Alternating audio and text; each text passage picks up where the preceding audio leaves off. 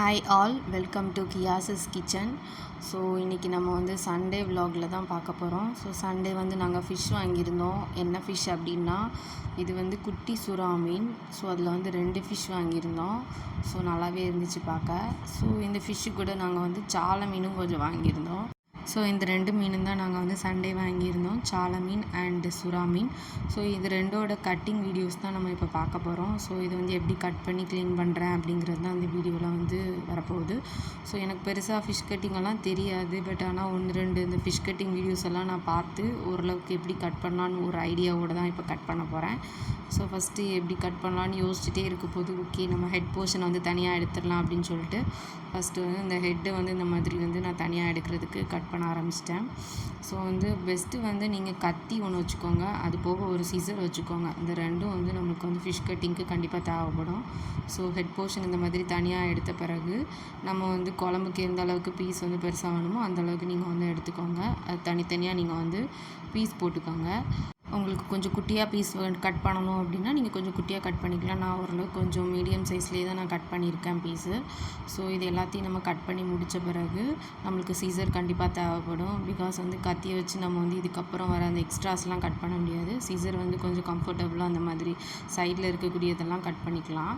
So இந்த மாதிரி எல்லாம் கட் பண்ணி முடித்த பிறகு நம்ம வந்து ஹெட் போர்ஷனையும் நம்ம வந்து கொஞ்சம் க்ளீன் பண்ணிக்கணும். ஸோ ஹெட் போர்ஷன்லேயும் நமக்கு இருக்கக்கூடிய அன்வான்ட்ஸ் எல்லாம் எடுத்துட்டிங்கன்னா ஹெட் போர்ஷன் ரெடி ஆகிடும்.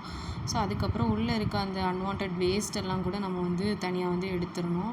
ஸோ இந்த மாதிரி எடுத்துட்டு ஸோ க்ளீன் பண்ணிக்கலாம் வாட்டர் வச்சு. ஸோ ஃபஸ்ட்டு நான் அந்த மாதிரி எடுத்து வச்சுருக்கேன். எனக்கு ஒரு 4 பீஸ் அந்த மாதிரி கிடச்சிச்சு.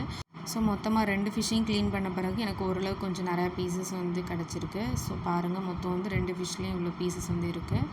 ஸோ நம்ம வந்து சுறா மீன் கட்டிங் வந்து நம்ம முடிச்சிட்டோம். ஸோ நெக்ஸ்ட்டு வந்து நம்ம சால மீன் கட்டிங்க்கு போயிடலாம்.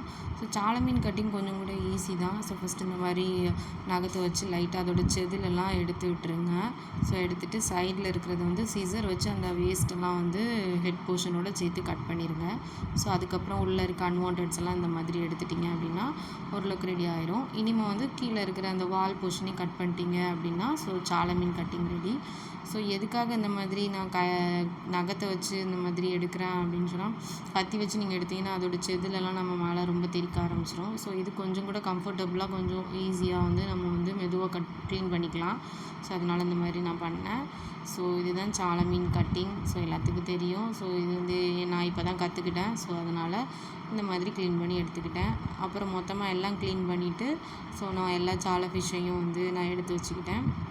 ஸோ பார்த்திங்கன்னா இவ்வளோமா மொத்தம் வந்து சால ஃபிஷ் வந்து நாங்கள் வாங்கியிருந்ததில் வந்து எங்களுக்கு கிடச்சிது. ஸோ தேங்க்ஸ் ஃபார் வாட்சிங்.